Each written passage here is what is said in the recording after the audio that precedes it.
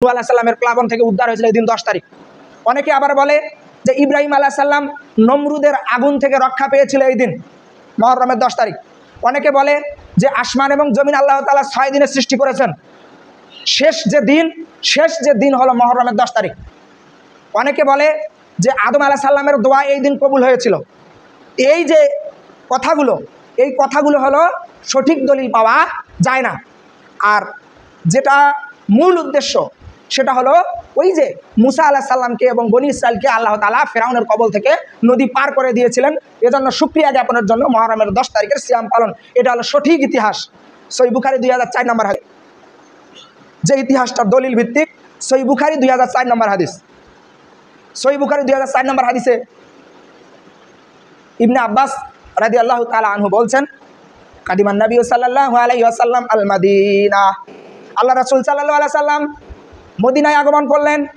মদিনায় আগমন করার পর ফারা আল ইয়াহুদা তাসুমা ইয়াউমা আশুরা, আল্লাহ রাসূল সাল্লাল্লাহু আলাইহি সাল্লাম মদিনায় আগমন করলেন।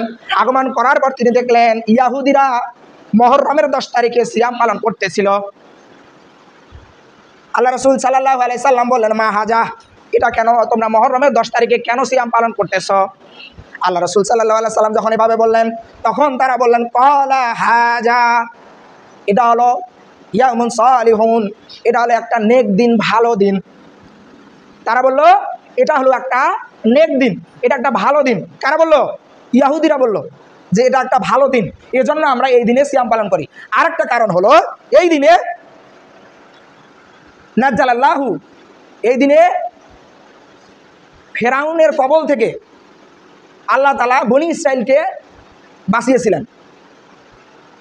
বনি ইসরাইলকে নদী পার করে দিয়েছিলেন, মুসা আলাইহিস সালামকে নদী পার করে দিয়েছিলেন।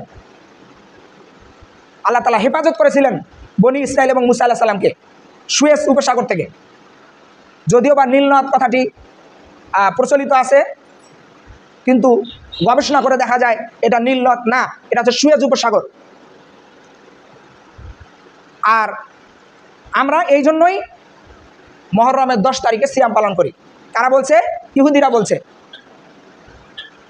তখন আল্লাহ রাসূল সাল্লাল্লাহু আলাইহি ওয়াসাল্লাম বললেন, ক্বালা ফা আনা আহাক্কু মিনহুম, তোমরা মুসা আলাইহিস সালামকে কি ভালোবাসো তার থেকে আমি বেশি ভালোবাসার হকদার, আমি বেশি ভালোবাসি মুসা আলাইহিস সালামকে।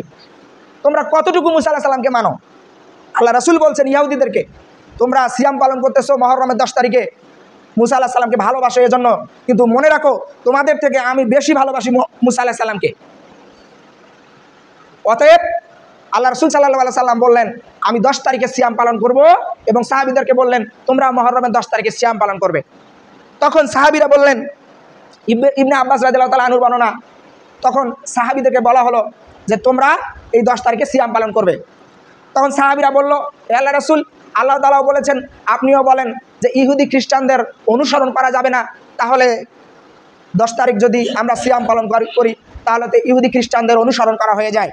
তখন আল্লাহ রাসূল সাল্লাল্লাহু আলাইহি সাল্লাম বললেন যে এটা ইবনে আব্বাস রাদিয়াল্লাহু তাআলা আনহুর বর্ণনা, তিনি বলছেন আল্লাহ রাসূল সাল্লাল্লাহু আলাইহি সাল্লাম বলেন যে আমি যদি বেঁচে থাকি, আমি যদি আগামী বছর বেঁচে থাকি, তাহলে আগামী মুহররমের 9 তারিখ এবং 10 তারিখ এই 2 দিন সিয়াম পালন করব। কিন্তু আলেমরা বলেন যে যদি 9 ও 10 রাখতে না পারে তাহলে 10 ও 11 রাখতে পারবে। কিন্তু আল্লাহ রাসূল স্পষ্ট বলেই দিয়েছেন 9 এবং 10 তারিখ, তাহলে 10 এবং 11 আসলো কীভাবে? এখন তারা একটা সমঝোতার সহিত বলছে যে আপনারা যদি 9 তারিখ রাখতে নাও পারেন তাহলে 10 এবং 11 রাখবেন। কিন্তু আল্লাহ রাসূল যেহেতু বলছেন 9 এবং 10, আমরা 9 এবং 10 তারিখেই রাখার চেষ্টা করবো ইনশাআল্লাহ। এখন কথা হচ্ছে 9 তারিখ কেন রাখবো? আল্লাহ রাসূল সাল্লাল্লাহু আলাইহি ওয়াসাল্লাম বলছেন 9 তারিখ যদি কোনো ব্যক্তি রাখে তাহলে সেটা হবে ইহুদি খ্রিস্টানদের বিরুদ্ধাচরণ করা, আর 10 তারিখ হবে ওই যে মুসা আলাইহিস সালামকে যে আল্লাহ তাআলা বাঁচিয়েছেন, মুসা আলাইহিস সালাম যে আল্লাহ তাআলার শুকরিয়া জ্ঞাপন করার জন্য 10 তারিখে সিয়াম পালন করেছেন, এজন্য 10 তারিখে সিয়াম পালন হলো আল্লাহ তাআলার শুকরিয়া জ্ঞাপনের জন্য। এটা হলো সঠিক ইতিহাস। আর যেগুলো দলিলবিহীন ইতিহাস সেগুলো হলো যেগুলো দলিল পাওয়া যায় না, সহি দলিল পাওয়া যায় না, দুর্বলতা থেকেই থাকে। রাসূল সাল্লাল্লাহু আলাইহি সাল্লামের নাতি, এই কারণে শোক পালন করতে হবে, আনন্দ করা যাবে না, এগুলো হচ্ছে ভ্রান্ত কথা। আল্লাহ রাসূল সাল্লাল্লাহু আলাইহি সাল্লাম বলছেন 3 দিনের বেশি শোক পালন করা জায়েজ নাই। তাহলে আপনি এতদিন আগে হুসাইন রাদিয়াল্লাহু তাআলা আনহু মারা গেছে, এখনও কেন আপনি শোক পালন করবেন? হ্যাঁ আমরা আমাদের রক্তক্ষরণ হয়, আমাদের কষ্ট হয়, তিনি মারা গেছেন, আমাদের কষ্ট হয়, কিন্তু আল্লাহ রসুল যেখানে বলছেন শোক পালন 3 দিনের বেশি করা যাবে না, তাহলে আপনি কেন শোক পালন করবেন? এখানে আরও কিছু উদ্ভট ঘটনা আছে। মা ফাতেমা কান্দিয়া কয় আজ বুঝি কারবালায় হোসাইন শহীদ হয়, এরকম একটা গজল রয়েছে।